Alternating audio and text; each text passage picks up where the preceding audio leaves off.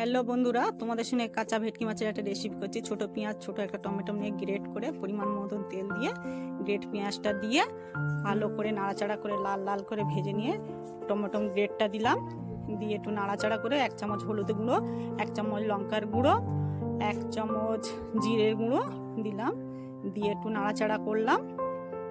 নাড়াচাড়া করার পরে এবারে এটা হচ্ছে কে আদা রসুনের পেস্ট দিলাম, দিয়ে আবার একটু নাড়াচাড়া করলাম। করে দেখো কালারটা কত সুন্দর এসছে। তারপরে দিলাম কাঁচা ভেটকি মাছগুলো দিলাম, দিয়ে একটু নাড়াচাড়া করে পরিমাণ মতন জল দিয়ে দেবো। পরিমাণ মতন জল দিয়ে এবার ঢাকা দিয়ে দেবো। ঢাকা দিয়ে 2 মিনিট পরে খুলবো।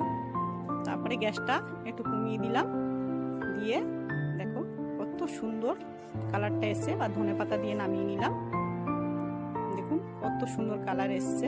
আপনারা এরকম করে খেয়ে দেখবেন একবার, মানে খুব টেস্ট।